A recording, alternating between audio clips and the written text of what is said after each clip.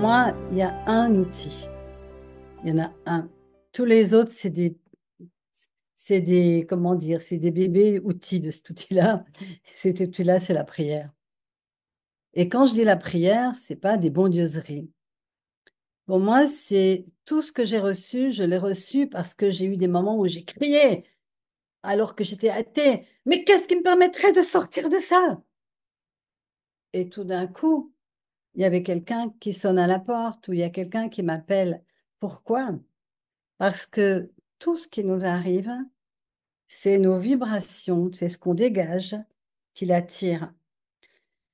Le jour où j'ai compris que rien ne viendrait de l'extérieur, que ce que je vibre, ma souffrance, ma détresse, mon désespoir, tout comme ma joie et mon bonheur, c'est ça qui amène les événements ou les personnes à moi, ça a été une bombe dans ma vie. Je me suis dit, mais si je continue de souffrir comme je souffre, c'est sûr que je vais continuer inconsciemment, bien évidemment. Ben, on ne le veut pas, hein. Mais de me mettre dans des situations où je vais attirer des choses, et tout d'un coup, je comprenais cette notion presque d'aimant, tu vois. J'ai été frappée par cette phrase d'Einstein qui disait, nous sommes les antennes vibratoires qui émettons des ondes, des vibrations, et on attire à nous les événements, les personnes qui correspondent à ça. Il n'y a pas de morale là-dedans. Il n'y a ni bien ni mal. C'est juste que je vibre, je l'attire. À partir de là, j'étais dans la situation de ces personnes qui ne s'aiment pas ou qui sont désespérées. Je me suis dit, il faut que je commence par un bout, par quelque chose. Alors déjà, j'ai commencé à acheter des livres qui parlaient de bonheur. Je me rappelle d'un livre qui s'appelait, c'est marrant, c'était mon livre de chevet, c'était De la plénitude à la joie, ça s'appelait d'Emmett Scott. Bon, ça, c'est un très vieux livre, hein.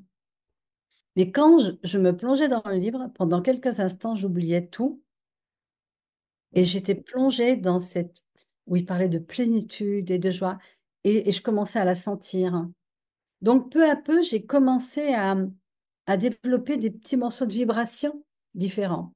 Puis aussi, ce que je faisais, c'est que j'allais dans des stages ou des groupes où il y avait des élans d'amour. Alors, j'allais un peu partout, hein. Je veux dire, je n'ai pas décidé dans ma tête les choses. On me dit, ah là, il y a un groupe de ceci. Ah, bah oui, il y a ça. Parce qu'en fait, il fallait absolument que je sorte de cette vibration morbide. Et le peu que j'étais avec ces gens-là ou des séminaires, c'est comme un sas où je me rechargeais en quelque chose de plus lumineux. Et ce qui se passait, c'est que cette petite lumière, toute petite au début, eh bien, elle changeait des directions dans ma vie, évidemment, puisqu'il y avait une vibration qui changeait. Puis au début, c'était tout petit, puis peu à peu, ça a grandi encore.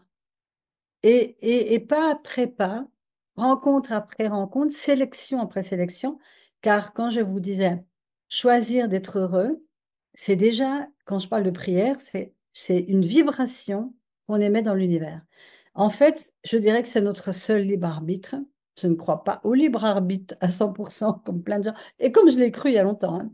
Pour moi, il y a une grande direction qui est là dans notre vie, même nos épreuves. Et notre libre arbitre, hein, c'est de les accueillir, hein. C'est de se rouler dans nos émotions, c'est de les danser, c'est de les chanter, peut-être même de les hurler, de les peindre, je n'en sais rien. Surtout pas résister, voilà.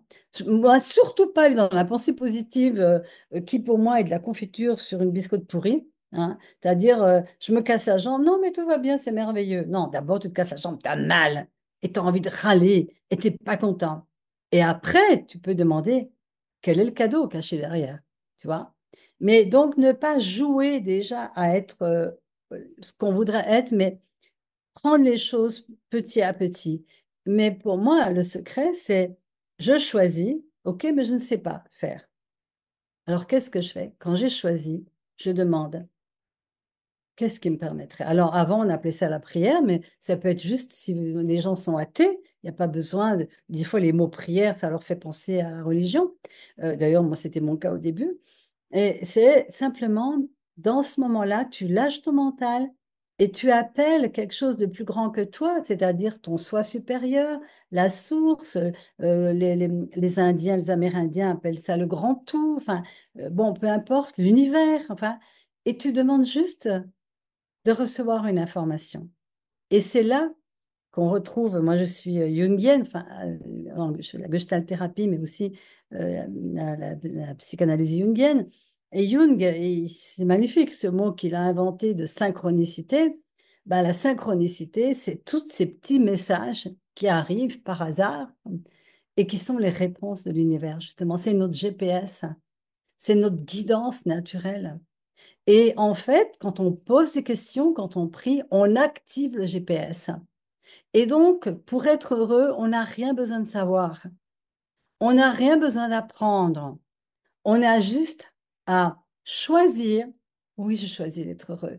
Oui, je choisis d'être totalement vivante. Je choisis de révéler ce que j'ai plus grand, de plus lumineux en moi. Je ne sais pas comment, mais permettre, je ne sais pas qui est là, qui peut m'amener en fait des informations. Et je peux vous dire une chose, c'est que j'ai regardé toute ma vie. C'est bien aussi quand on monte en maturité, on a du recul pour regarder un peu la vie, hein.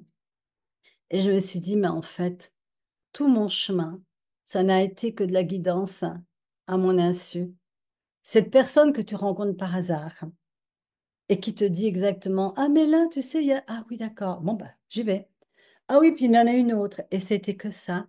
En fait, il y a un fil invisible qui est déjà là pour nous permettre de vivre la vie la plus merveilleuse qui soit pour notre âme, pour notre évolution. Alors, notre âme, elle n'a pas le même point de vue que notre mental et notre identité qui, elle, veut que ça soit comme ça et pas autrement, hein. Et souvent, quand tu parles de souffrance, c'est plus une résistance aux événements. Quand tu accueilles la souffrance, qu'elle soit physique d'ailleurs, hein, psychique, hein, elle se transforme, elle se transmute, hein. Mais c'est la résistance, parce qu'on veut pas, parce qu'on trouve que c'est pas juste, par exemple. Mais il n'y a rien qui est pas juste, même ce qui se passe dans le monde. Moi, je sais une chose, c'est que je me suis réveillée parce que j'ai vécu ma propre guerre, hein, un tremblement de terre. Et Dieu sait si on n'a pas envie de vivre des choses comme ça, et je souhaite que personne ne le vive. Mais je sais une chose, c'est que ce que je suis devenue aujourd'hui, c'est parce que j'ai vécu cette épreuve-là et que j'ai pas voulu qu'elle ne serve à rien aussi.